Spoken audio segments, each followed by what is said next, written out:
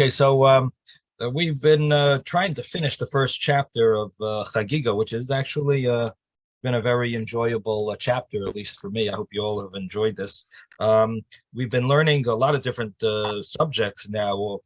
We just studied the laws of Me'ilah. We've studied a little about karbonos, sacrifices, the different types of, we study about negoyim, leprosy, and oyalos. We're jumping around dinim, monetary laws, the laws of damaging and murder, and what's included in murder. We've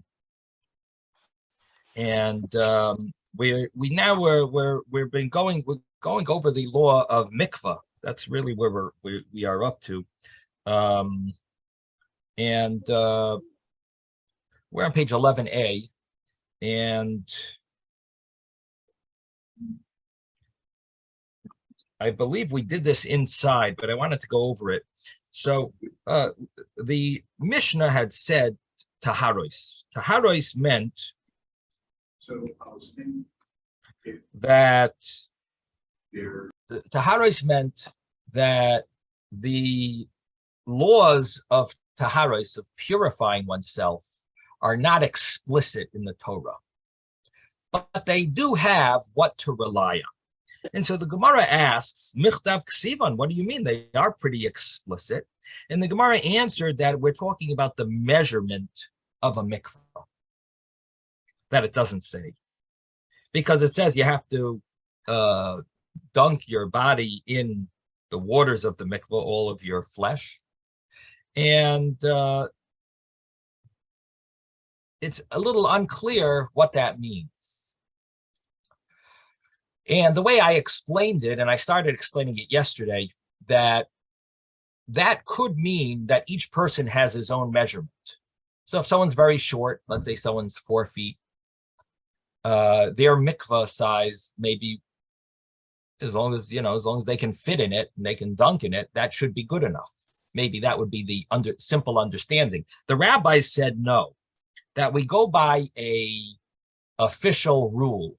We have a general measurement. Now, the general measurement is based on the average size of a person, and the average size of a person dunks in a mikvah. The Gemara says that's 3 amos, which of course we don't know exactly what an amma is. There's different opinions, but 3 amos would be the height, and 1 amma by 1 amma would be the width and the length. And that would basically be a kosher mikvah dunk. That would make it a kosher mikvah. Now, the interesting thing about the laws of the measurements in the Torah, so our Gemara is basically saying that we don't go by your personal size. We go by a general rule. We make a policy. There's a rule of how big the mikvah should be, and that goes by average size of person. Where do we have laws that goes by each individual? So one of them would be kiddush, or drinking on Yom Kippur. The law is malei lugmav, the size of a cheekful. And that would apply to each person individually. On the law, the size of a person's koimetz, which is 3 fingers full for sacrifices, that would depend on each kohen individually. The law of the ketores, the incense that was burned, it was malay chofna. It was the 2 handfuls. It was exact according to the size of the kohen, the kohen gadol. So there are numerous laws that do go by the individual. When it comes to mikvah, we don't actually go by the individual. We go by a standard size. But we can't really say that we go by a standard size, because what happens if a person is very large? Would they be allowed to dunk in a mikvah that's this size that we're talking about here, 40 sa'ah, it's 3 amas tall by 1 amma and 1 amma. But you got a guy that's 9 feet tall, 8 feet tall, would he be able to dunk? I mean, that's not for him, that's not really good enough. So he Good would morning, need. Rebbe. I'm sorry? I said, good morning. Good morning. Good morning. Does the water cover him? That's the No, question. the water doesn't cover him. So he would need a bigger size mikvah. The jumbo mikvah. He would need a different, the tall and large mikvah, big and tall. He would need a specialized mikvah for him. Now, there is a Mishnah that talks about individualized measurements in Kalim, in Tractate Kalim. And one of the questions that's asked on that Mishnah is, why don't we say mikvah? Mikvah is an example. When you have someone who's very tall, he needs a mikvah that's individualized for him. There's not a standard size mikvah when it comes to such a person. That person needs an extra big mikvah. So it should mention mikvah in that Mishnah. So what do you think? How could we answer that question? Again, there's a Mishnah that says that certain laws of the Torah go by each individual. We don't have a standard size. And the Mishnah leaves out, it mentions koimetz, the 3 fingers full for the karban mincha, for certain sacrifices. It talks about the ketores being the 2 handful. It talks about malei lugma, of a person's full. Each person depends on their size of their cheek, how big their cheek is. And it talks about these individualized sizes, and it doesn't mention mikvah, but really there would be a certain individualized size for mikvah when it comes to someone who's big and tall. So one of the answers that's given is, yeah, but a mikvah has a minimum. The minimum size of mikvah is a standard size. It's just when it comes to the maximum, when it comes to an individual that's large, there we go, we need to have a mikvah that fits him individually. But in general, mikvah has a standardized size. So that would be a reason why it doesn't really fit it's not similar to the other categories. But there's another interesting point that other commentaries make, and that is, if you have a big person who needs to go to the mikvah, does he need more rainwater in his mikvah? Not really. He's got his 40 sa'ah rainwater. He can add on top of that regular water. So he doesn't have a bigger size mikvah for him, even though he's big and tall. He needs the same size as any regular individual. He just needs the mikvah to be a little bigger, a certain shape, and he has to be able to fit. They have to add water to it. But the actual size of the mikvah could stay the 40 sa'ah, which is really interesting. So in other words, what comes out is that the standardized size of mikvah is for everyone. 40 sa'ah, that's the size of the mikvah. This guy happens to be big, so he needs it to be shaped in a certain size. It has to be, it has to be an extra big mikvah to be able to handle more water, but not mikvah water. It just needs to add regular tap water. So it comes out that for him, it's also the same size as 40 sa'ah, the same amount of rainwater. He'll just need to have extra tap water on top to be able to dunk it. But the actual measure of a mikvah is the same 40 sa'ah. So that's one point. Another point that's discussed here is the measurement of 3 amas. This is really an interesting source. How big is an amma? So the rabbis debate this. An amma officially is from the elbow to the tip of the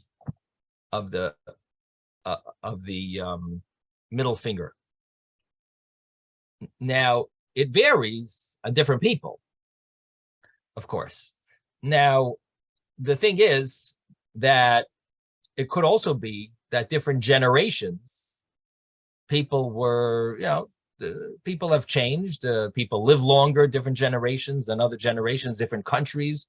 You know, people are different sizes and different, different eras, different countries, different eating habits, life habits, sleep habits, work habits.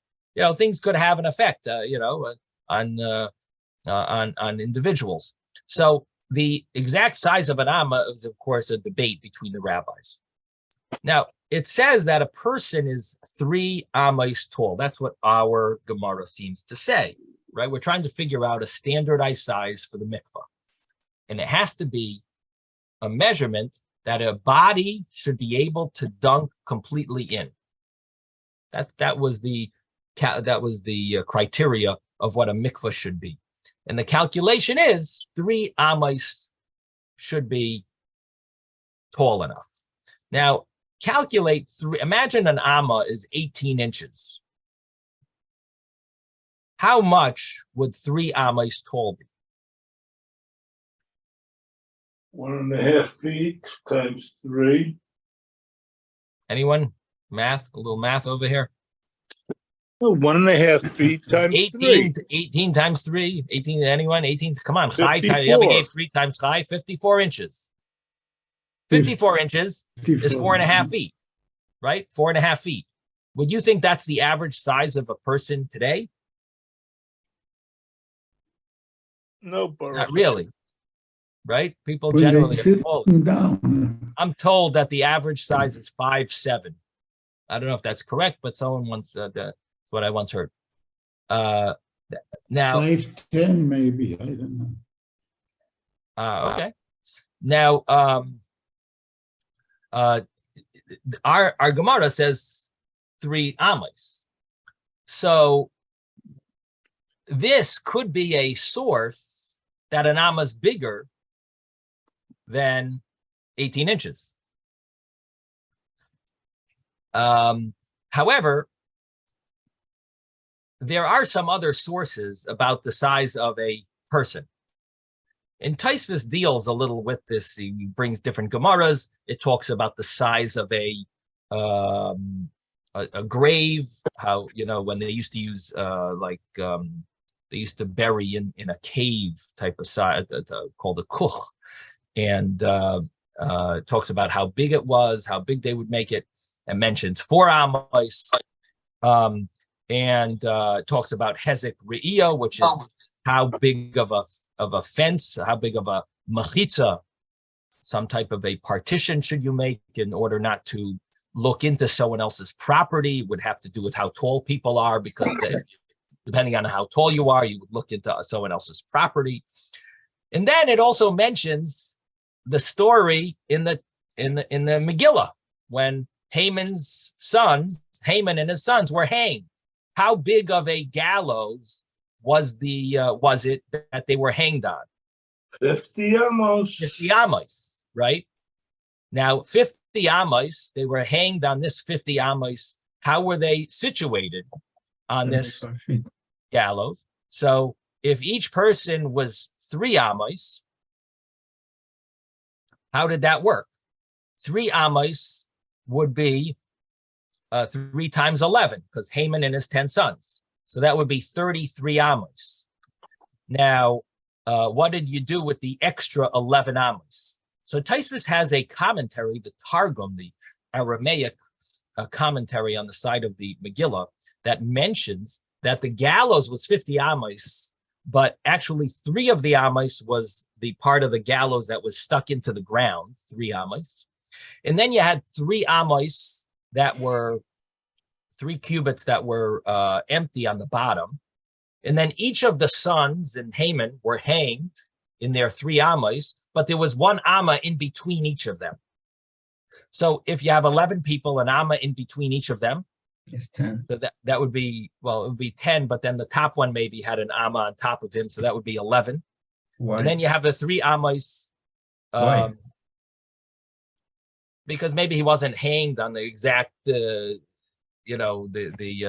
need a little rope, a little to do the whatever. I don't know. Maybe it was just like everyone else had an amma above them, empty. maybe he also, the calculation is 11 amos, which I was wondering maybe it could have been enough with 10, but it does say 11. And then if you have the 3 amos that the gallows was stuck into the ground and 3 amos empty on the bottom, so that's 3 plus 3 plus 11 is how much? 17. And 33, because every person, all of them were It's 50. 3 amos. 33 plus 17 is 50. So we calculate each person to be 3 amos, each of them to be 3 amos. But what he deals with is, it's possible to say that maybe the 3 amos do not include the head. 3 amos of a person don't include the head. That's an option to learn. Now, if you learn that way, how do you learn our Gemara? That 3 amos doesn't include the head. You have to dunk the head. The answer is the head is movable. You could bend the head, and so therefore it could be, it could be bent down forward, or and ultimately it'll fit within the 3 amos of the body. So it could be that when it says a body is 3 amos, it means besides the head, because the head you bend down.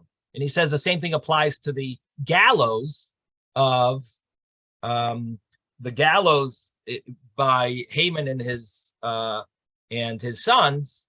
The head, they were killed, and so their head was hanging down. It wasn't like it was in an upright position. It was hanging over. So a person's body is 3 amos, but the head isn't really 3 amos. And he proves that from the fact that when we talk about the burial, in what he calls a kuch, or Gemara talks about it, it gives 4 amos. And therefore he says that the 3 amos would be besides the head, and the head would be additional. Now, if you learn that way, not everyone agrees. Okay.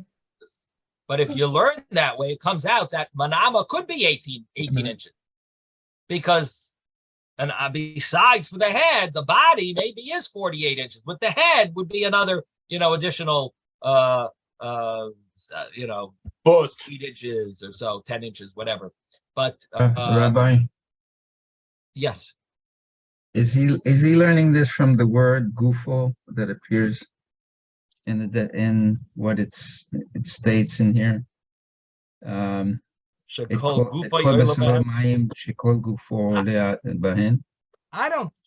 don't think so. That's interesting that you say that. That it could be that he sees it from the word gufay, but it seems that his source is this other Gemara that talks about the burial size, and because of the burial size, he says that it's besides for the head.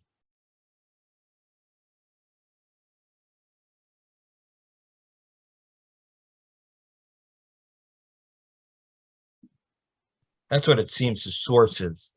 The fact that it says kol gufay oila bahen, maybe actually, that's an interesting point. It's called gufay.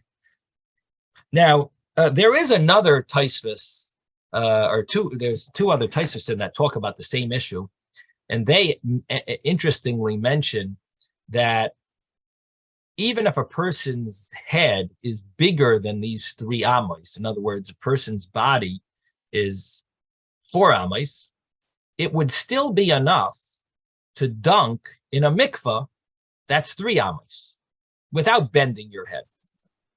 Why is that? What did you say, Isaac? You bend your knees. No, that's not the.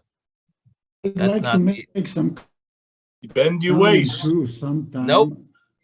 It's when you go into a body of water, what happens to the water? Oh, it pushes it up, right? The water rises. The water rises. When you go in 3 amos, it's no problem. Your body will push, the water will go above And so it's enough. So really your body is bigger than that. And that's the amount that that you need to definitely cover yourself. But your body isn't actually the size of 3 amos. 3 amos is the size that your body will be able to dunk in because the water will rise. So either because your head will you can bend your head over, or because the water will rise. That would be a reason to say that really your body could be 3 amos, but including the head a person would be 4 amos. And so that would be one way of learning. There are those that learn our Gemara to mean that the whole body, including the head, is 3 amos. Taisus doesn't seem to learn that way. Taisus learns that the body is 3 amos plus the head, besides for the head. And therefore, what would come out from this is that knowing the size of people and assuming that people today are the size that everyone was when the rabbis calculated the average size of a person, and assuming that the people are the same size, what would come out is that, according to some rabbis, the size of an amma would be smaller than according to the other rabbis. In other words, because let's assume that people are, let's say, 5'7", right? So that would be 67 inches.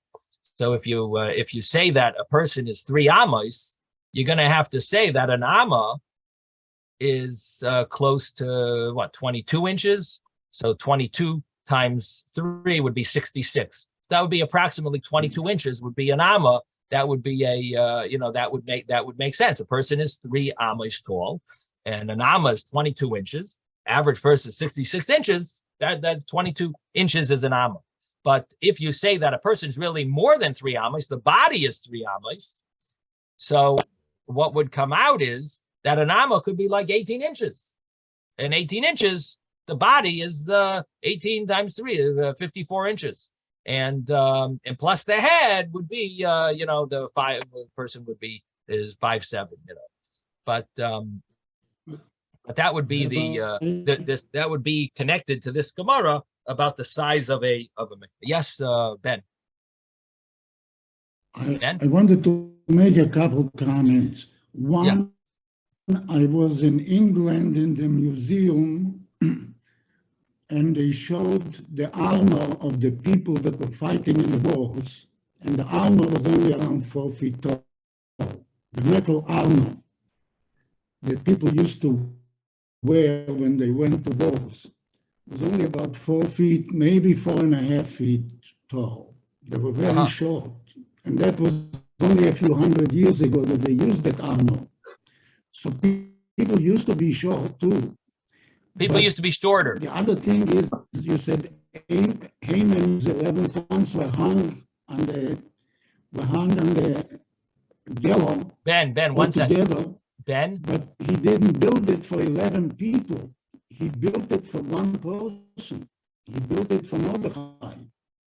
Why would he build it 50 feet high if you can hang 11 people on it?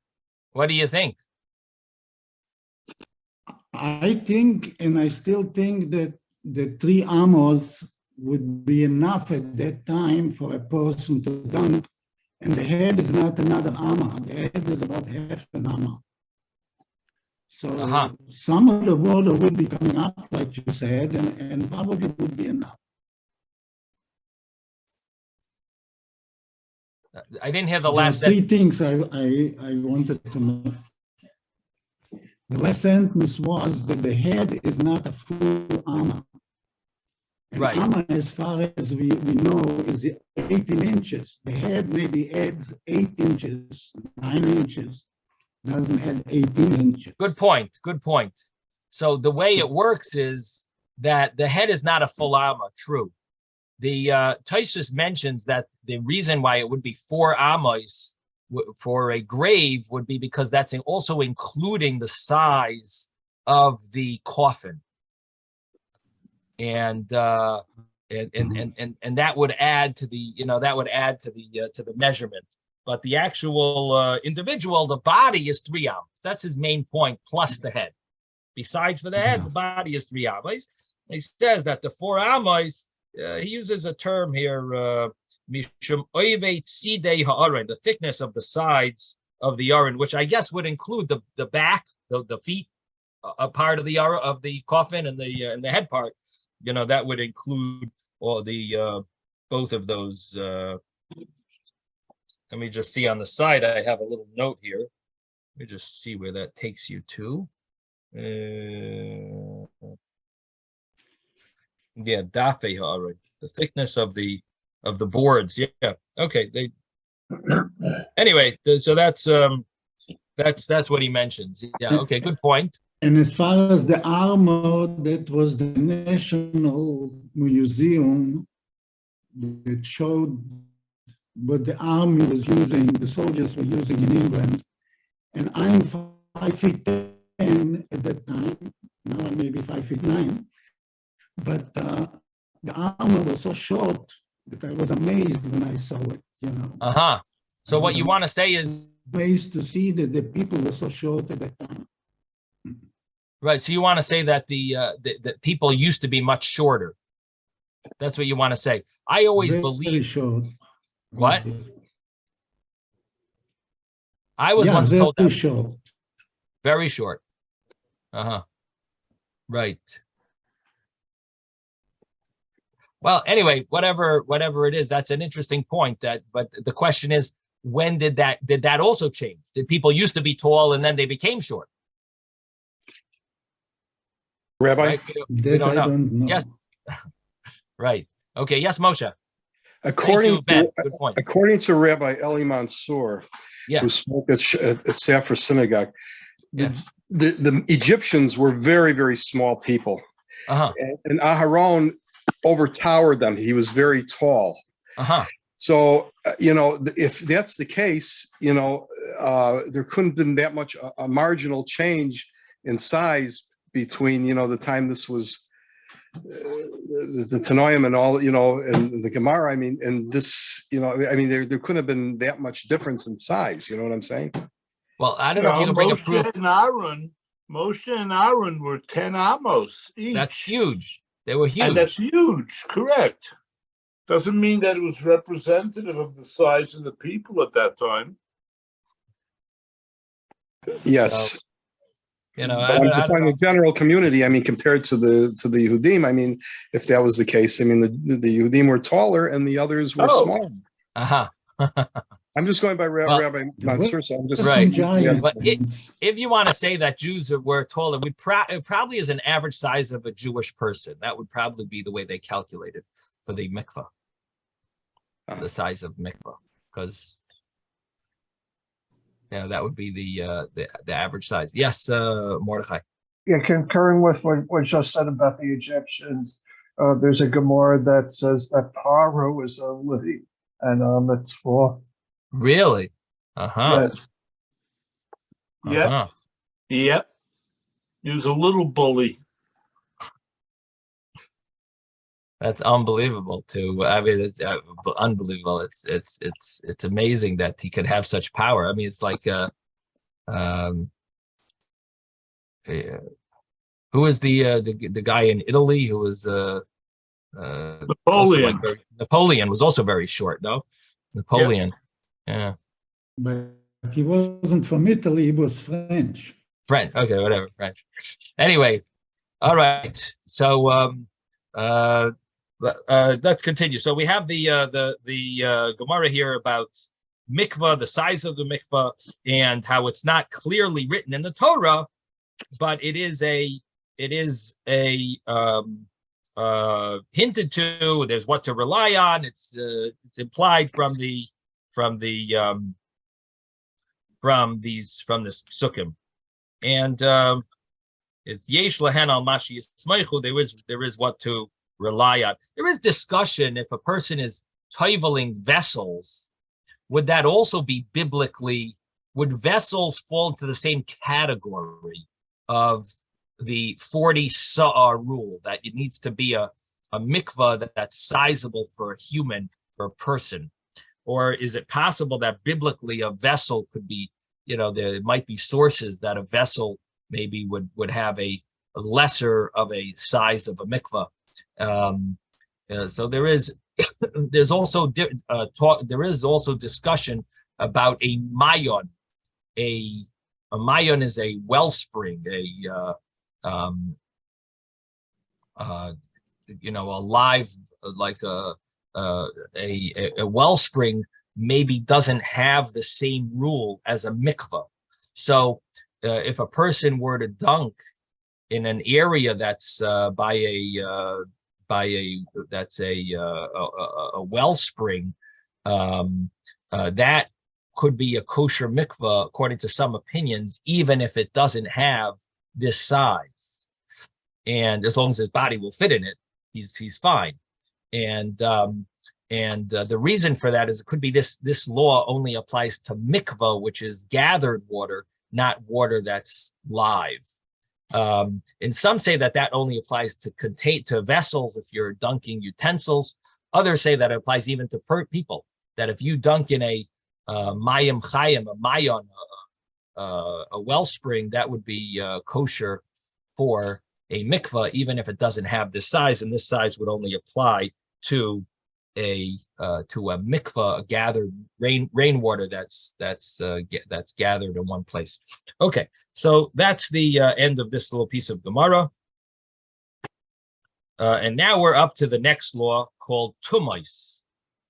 And tumais, the Gemara says, is not written explicitly in the Torah, the laws of impurity, but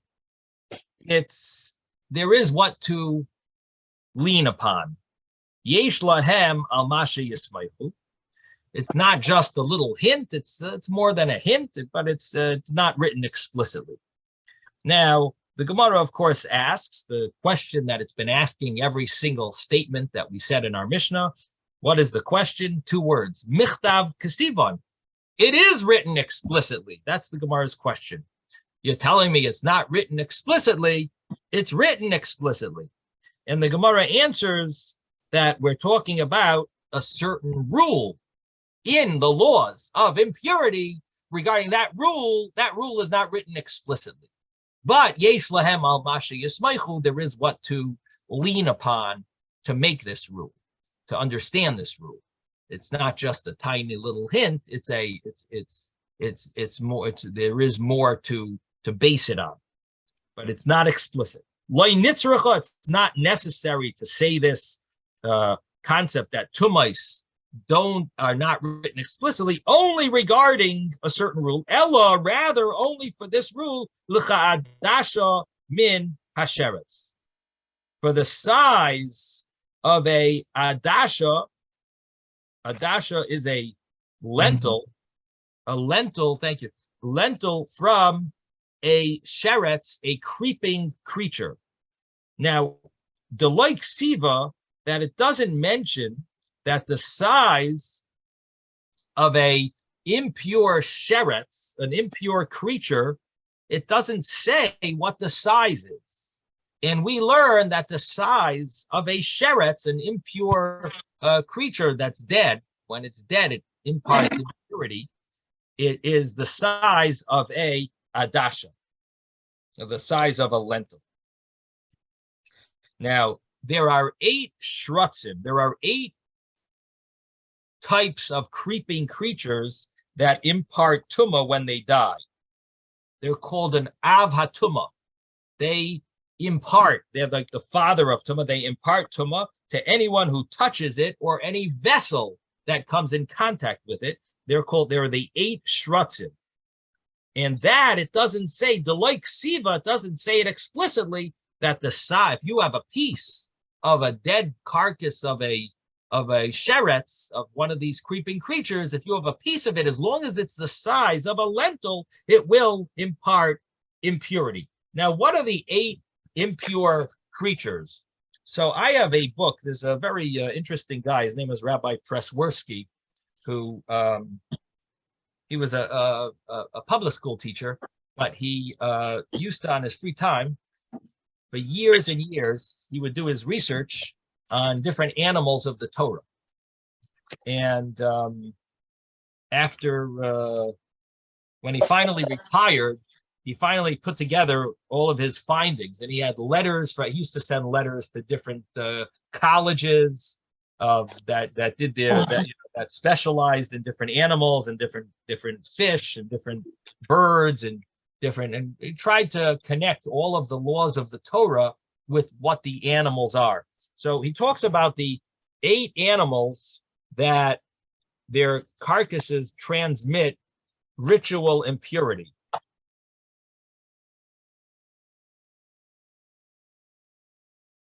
So one of them is called a cheled, a weasel. I don't know if you could, you can't really see it. Let me do this 1 second. I think it'll make it a little easier. Oh. Okay.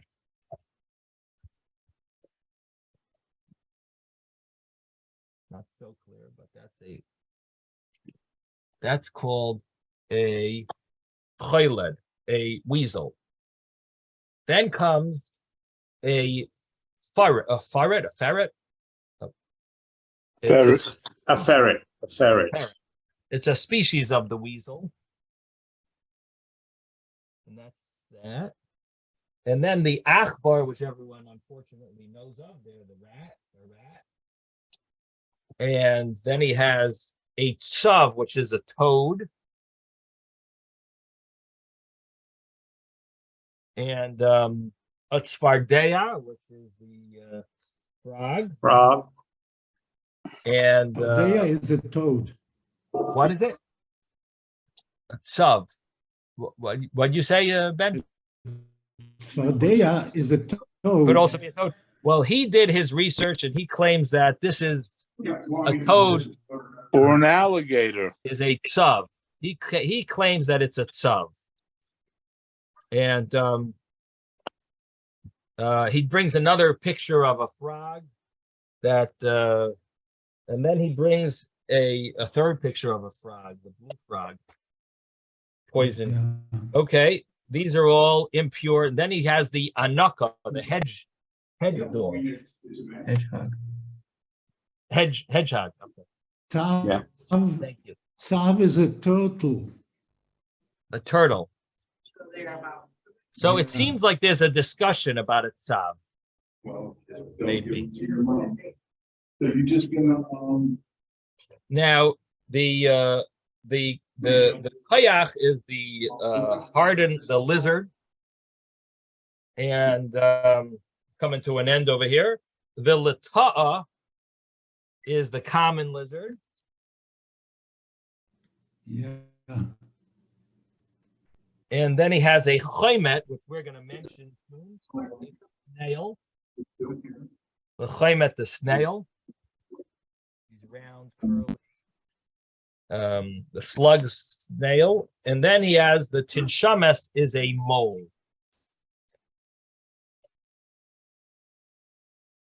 A what? Yep.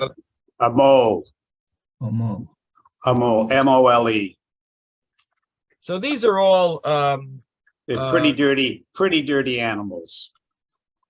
These are all animals that are considered tameh. If they're dead, they're tameh, and they transmit ritual impurity to people and to vessels. And what we just learned in our Gemara was that even if you don't have the full one, if it's only a piece of one, the size of a lentil, that would already impart tumah. Rabbi, did you say cholda as one of them?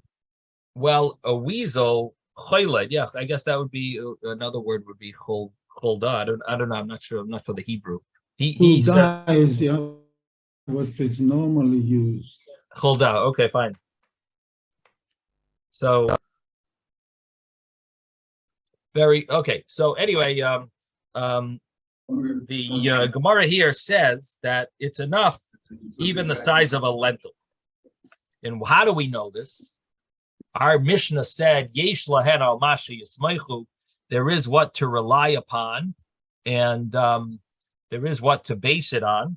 And so the Gemara brings a brisa. The Tanya, because we learned in a brisa, and this is from a pasuk in Vayikra, chapter 11. Leviticus chapter 11. It says over there, these are tamei to you, all the creeping creatures.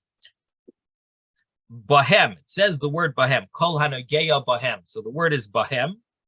If anyone touches in them, in their b'moisam, in their death, it means they have to be dead in order to transmit impurity. Yitma ad ha'arev, it says, will be tamei until the evening. Now, you don't have to be sprinkled upon with the paraduma, the ashes of the red heifer. No, it doesn't apply to this type of impurity. Then you don't need 7 days of impurity, but you're tamei until the evening. Now, it says bahem, you touch in them. So yachol, I would have thought that only if you touch the entire item, bekulan, in its completeness. When it's complete. Talmud Laimar Mayhem. But it says another verse in the same chapter, it says, whatever falls on him from them in their death, meaning after they're dead already, Yitma will become impure. So the fact that it says mayhem gives us a little hint of, well, more than a hint, it indicates to us an important point. Even if you are touched by part of one. Yachol, I may have thought that even if you touch a tiny part, bimitzasan, even if you just touch a part of a sheretz, it's good enough because it said mayhem. It's enough to make someone tamei. Talmud Laimar bahem, but the verse tells us that it's that you touch the whole thing because it says bahem. So it seems like a contradiction. Mayhem implies even a part. Bahem implies you touch, the complete entity. So haketzad, how do we reconcile? How is this so? Ad sheyiga b'mitzasai shehu kekuloi. The Gemara says that how you reconcile this is you have to touch a part that is considered like it's complete, like it's in its entirety. And what is that?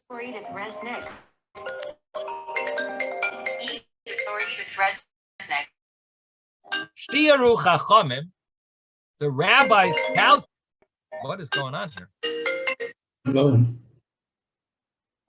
So Shiaru Chachamim, the rabbis calculated it's b'ka'adasha, that it's the size of an adasha, of a lentil, shekain choimet, because a snail is tchilasai b'ka'adasha. A snail, which is one of these shrutzim, in the way its initial creation is the size of a lentil. And therefore, if you touch any of these shrutzim, the size of a lentil, that would be considered impure because that would be a small part of one that's like a complete one.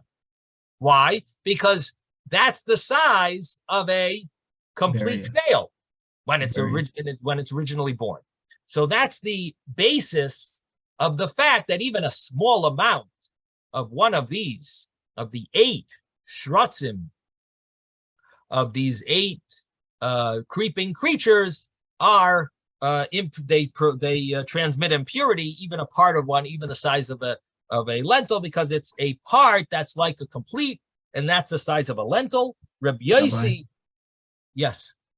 So the animal, if you touch him when it's alive, you're not tamei, but if it's dead, you are. Correct.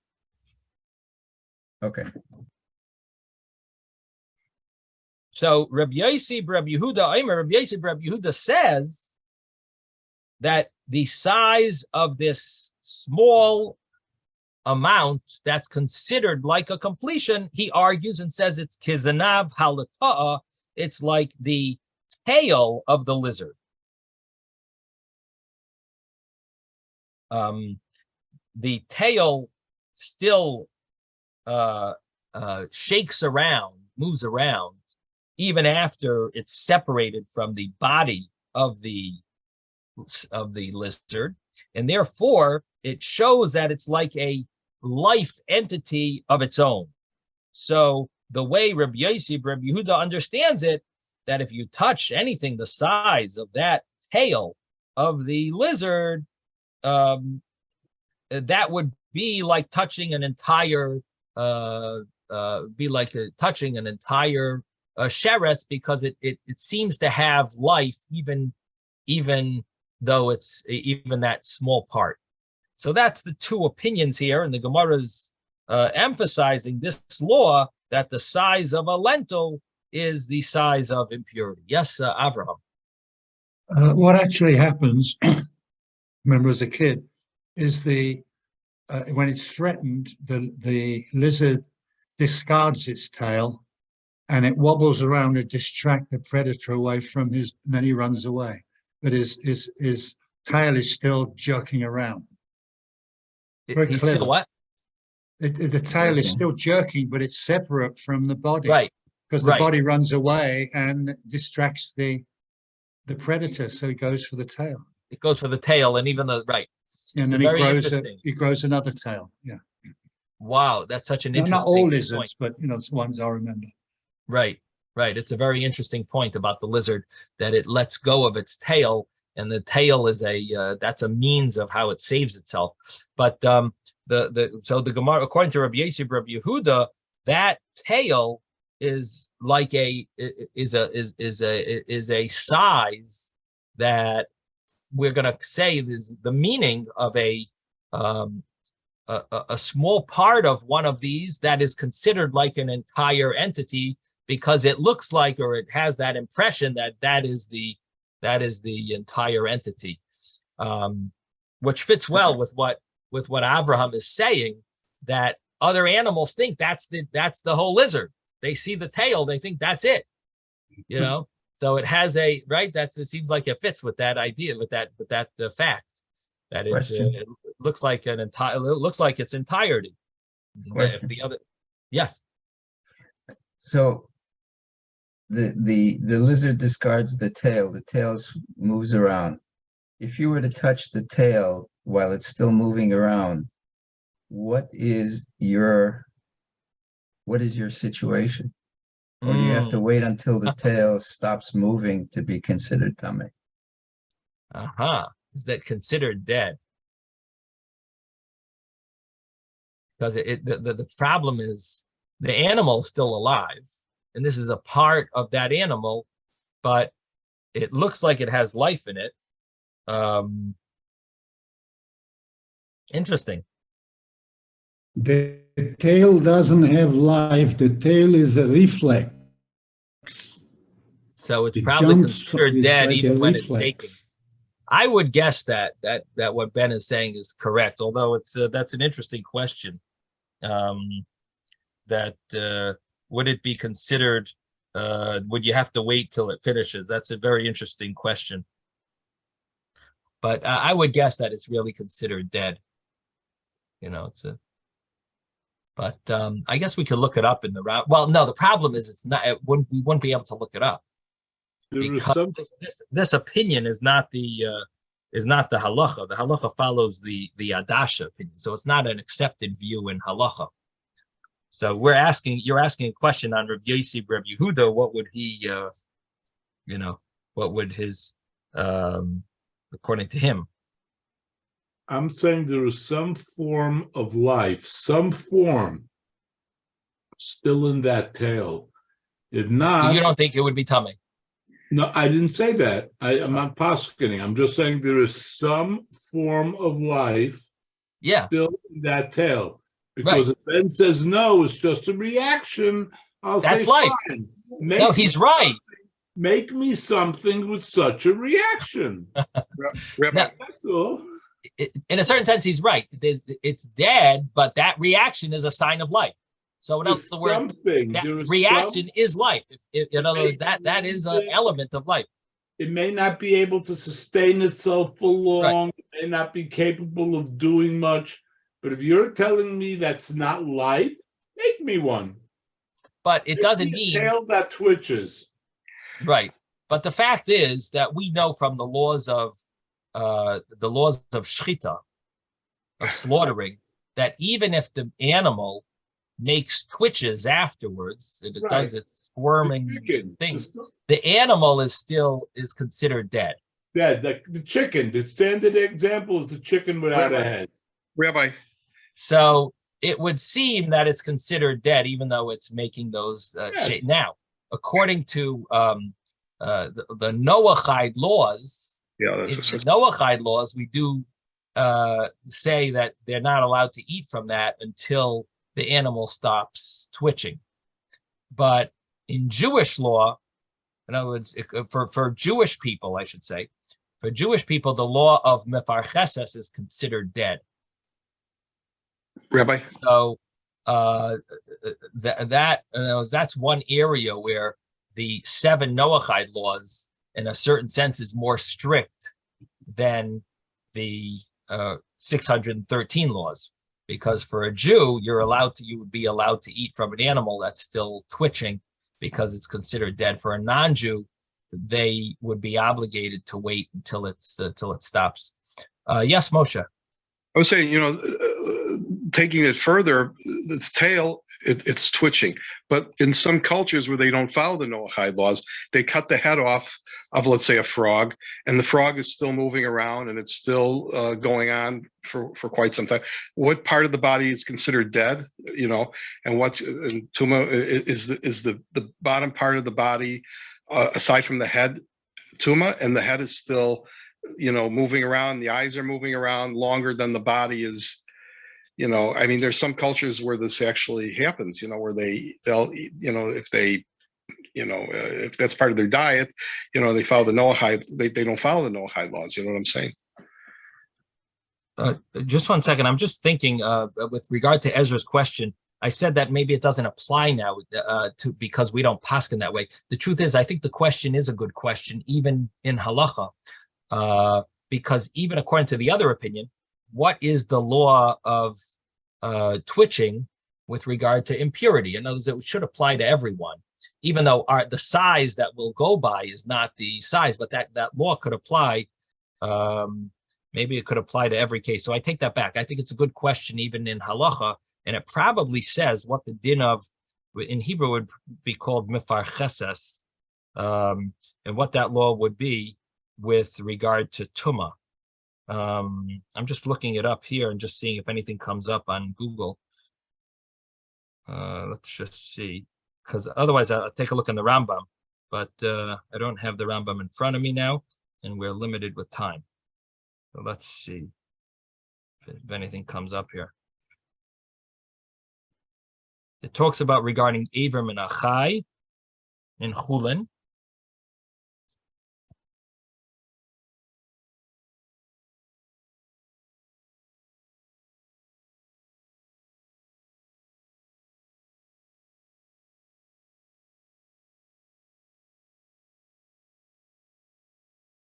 Yeah, let's just pull this up here. Maybe it'll show something. So, hashreichet behema tmeya for a guy, umefarcheses metame tumas oichlin, avaloi tumas nevelos.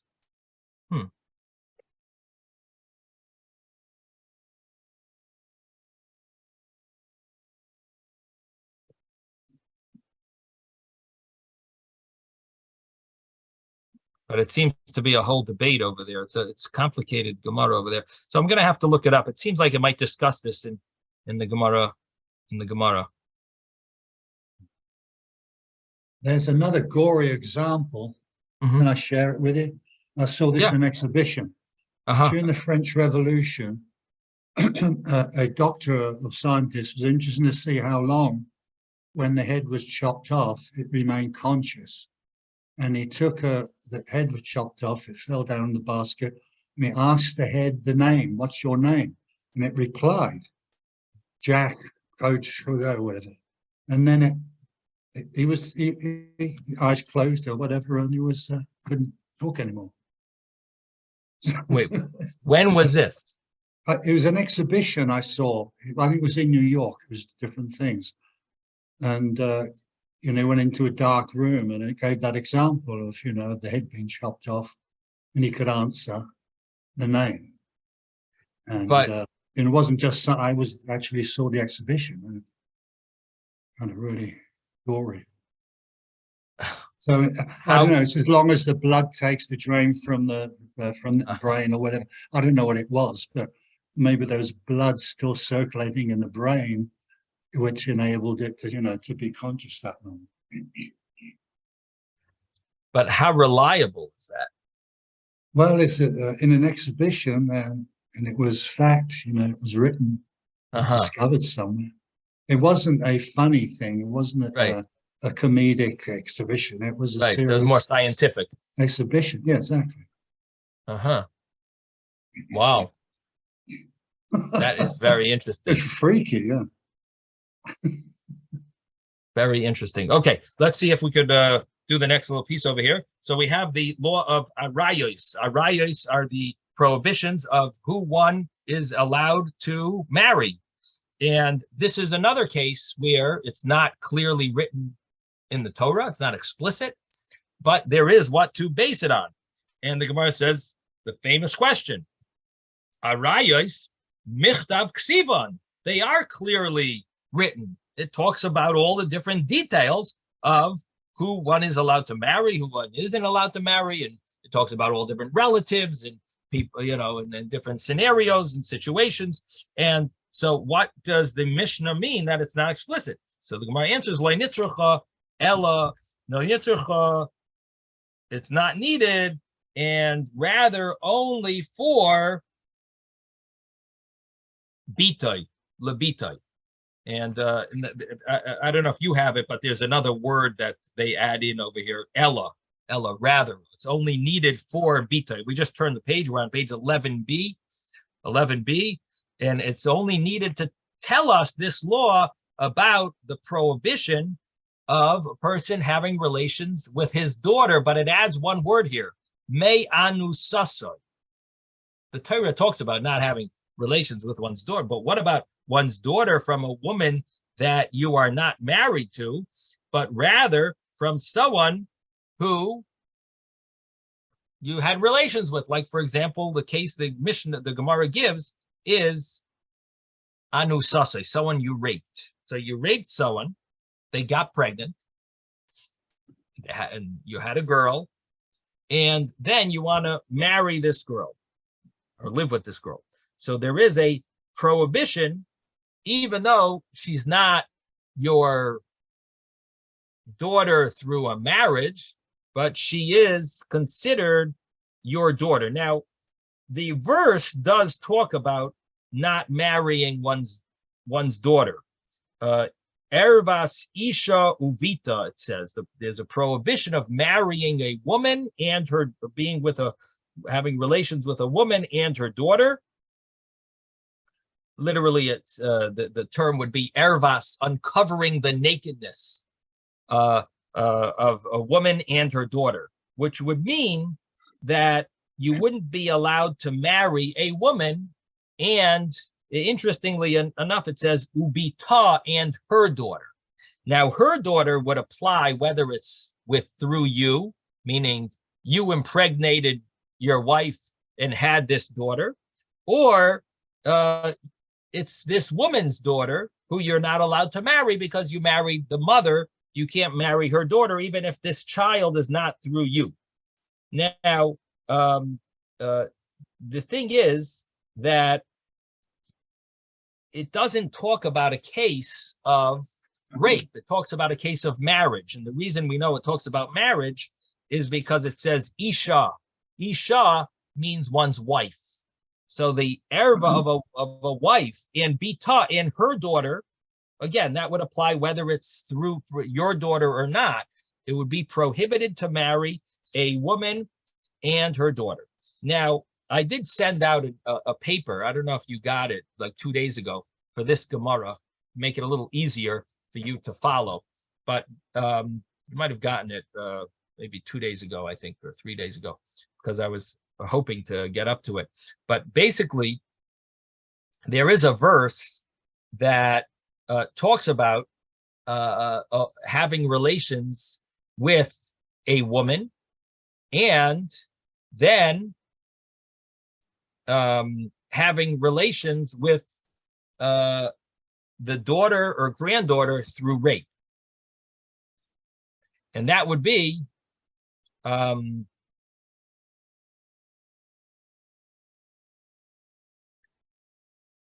the verse in a little earlier. It says, Ervas bas bincha bas bitcha, which is the nakedness of the daughter of your son or the daughter of your daughter. And this applies even if it's not through marriage.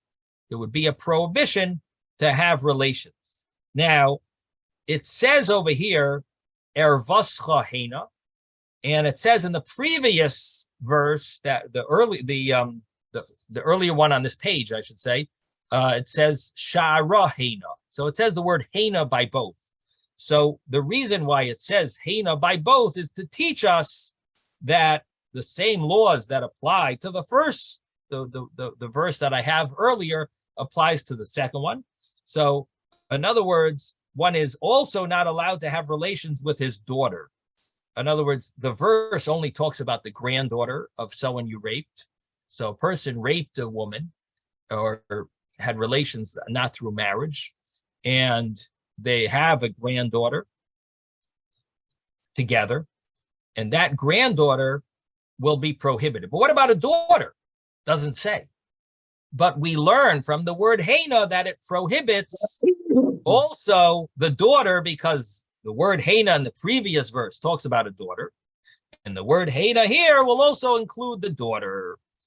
And then we bring another verse over here. If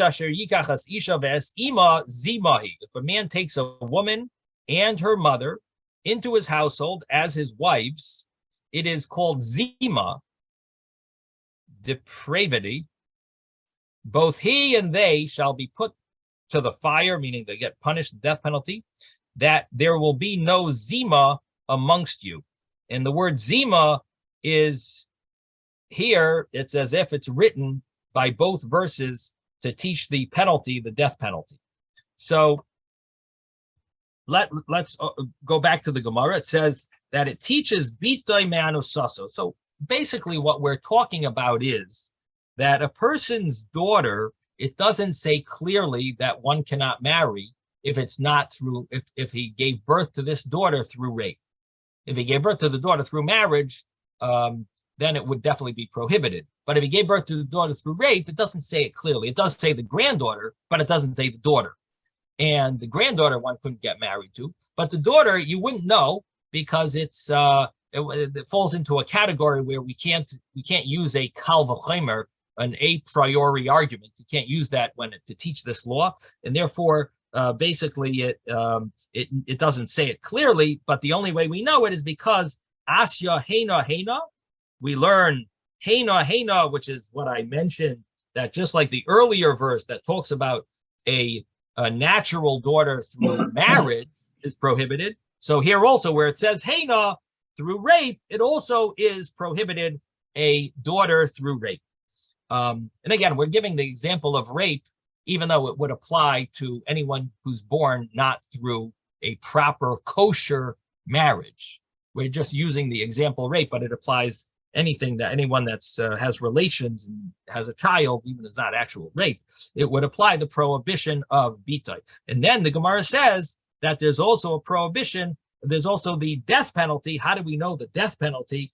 And the Gemara says, you know the death penalty because it says zima on the top verse in our page, and it says zima on this other case that where it says zima regarding the a person taking a woman and her mother, marrying them. So basically we learn the punishment as well.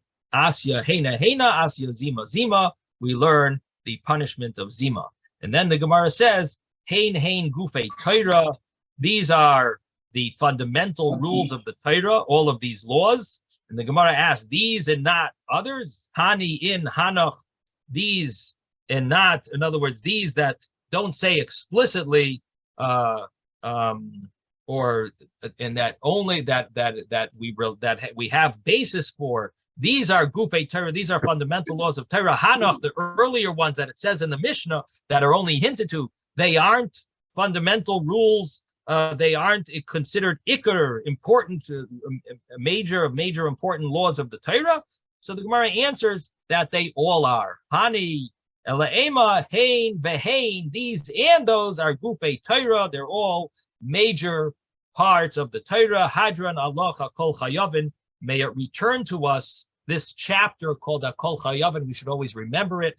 Mazel Tov, everyone. You have just completed the first chapter of Chagiga. Have a wonderful day. Thank you, Rabbi. Thank you, everyone. You don't have time for a kiddush. Everyone should say l'chaim. L'chaim. There we I go. should have a simcha during Adar. What a great simcha to start the month of Adar with this siyum, finishing the first chapter. Tomorrow is my